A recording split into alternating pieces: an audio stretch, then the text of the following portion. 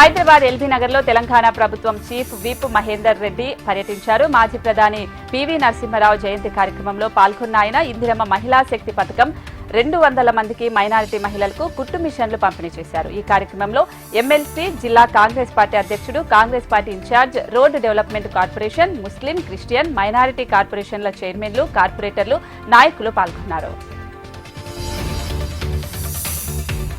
Medical కాలేజీలో సమస్యలను దశల వారీగా పరిష్కరించేలా చర్యలు తీసుకుంటామన్నారు వైద్య ఆరోగ్య శాఖ జాయింట్ డైరెక్టర్ ఆయేషా. మంచిర్యాలలో నూతనంగా నిర్మిస్తున్న వైద్య ఆరోగ్య కళాశాలను సందర్శించారు. కాలేజీ సిబ్బందితో సమీక్షించారు. దసరా పండుగ నాటికి మెడికల్ కాలేజీ ప్రారంభించే అవకాశం ఉందని తెలిపారు. త్వరలో టెండర్ ప్రక్రియ పూర్తి చేసి సిబ్బంది కొరత లేకుండా చూస్తామని ఆయేషా హామీ ఇచ్చారు. రాబోయే స్థానిక సంస్థల ఎన్నికలలో బీఆర్ఎస్ కార్యకర్తలు సైనికుల్లా పనిచేసి సత్తా చాటాలని మాజీ ఎమ్మెల్యే శంకర్ నాయక్ పార్టీ శ్రేణులకు పిలుపునిచ్చారు. మహబూబాబాద్ క్యాంపు కార్యాలయంలో ఎన్నికల సన్నాహక సమావేశంలో ఆయన పాల్గొన్నారు. కాంగ్రెస్ ప్రభుత్వం 18 నెలల పాలనలో ప్రజా వ్యతిరేకత మూటగట్టుకుందని శంకర్ విమర్శించారు. కాంగ్రెస్ ప్రభుత్వం ఎన్నికల ముందిచ్చిన హామీలు మహిళలకు జీవన భృతి, తులం బంగారం, 4000 పింఛన్ అమలు చేయడంలో విఫలమైందని చెప్పారు. ఆదివాసీ మైనర్ బాలిక అక్రమ రవాణా కేసును ఆదిలాబాద్ జిల్లా పోలీసులు ఛేదించారు. మహారాష్ట్రలో దంపతులు పొలం పనులకు వెళ్లిన బాలికకు మాయమాటలు చెప్పి తీసుకెళ్లి రాజస్థాన్లోని వివాహిత వ్యక్తికి 10,000 రూపాయలకు విక్రయించారు. బాధితురాలి తల్లిదండ్రులు ఆదిలాబాద్ జిల్లా పోలీసులకు ఫిర్యాదు చేశారు. డీఎస్పీ జీవన్ రెడ్డి విచారణ కోసం ప్రత్యేక టీంను ఏర్పాటు చేశారు. దీంతో రవాణా కేసు బయటపడగా దారుణానికి పాల్పడిన 3గురిపై కేసు నమోదు చేసి 2 దంపతులను అరెస్టు చేశారు. అయితే రాజస్థాన్ యువకుడు పరారీలో ఉన్నాడని, త్వరలో పట్టుకుంటామని డీఎస్పీ తెలిపారు.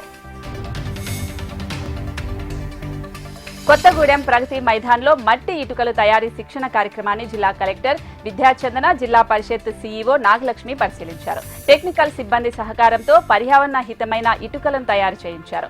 మట్టి ఇటుకలను ఎలా తయారు చేయాలి, గ్రామీణ ప్రాంతాల్లో ఎలా ఉపయోగించాలనే దానిపై అవగాహన కోసం శిక్షణ ఏర్పాటు చేసినట్లుగా డిఆర్డీఏ ప్రాజెక్టు అధికారి విద్యాచందన తెలిపారు. జిల్లాలోని అన్ని మండలాల్లో చేపట్టనున్నట్లుగా మట్టి ఇటుకల తయారీపై అవగాహన కల్పించనున్నట్లుగా తెలిపారు.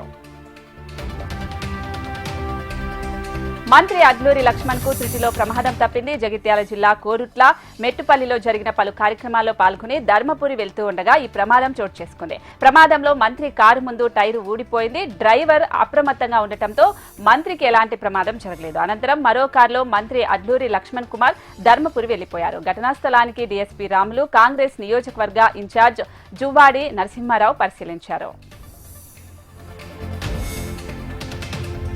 కూకట్పల్లి హౌసింగ్ బోర్డు లాడ్జ్లో వ్యక్తి మృతి కలకలం సృష్టించింది. కొల్లూరుకు చెందిన సాయి కిరణ్ 3 రోజుల క్రితం కేపీహెచ్పీలో ఒక లాడ్జిలో రూమ్ అద్దెకు తీసుకున్నాడు. రూమ్ సమయం అయిపోయినా ఖాళీ చేయకపోవడంతో లాడ్జ్ సిబ్బంది వెళ్లి చూసేసరికి యువకుడు అనుమానాస్పద స్థితిలో మరణించినట్టుగా తెలుస్తోంది. లాడ్జ్ సిబ్బంది సమాచారంతో కేసు నమోదు చేసిన పోలీసులు దర్యాప్తు చేపట్టారు.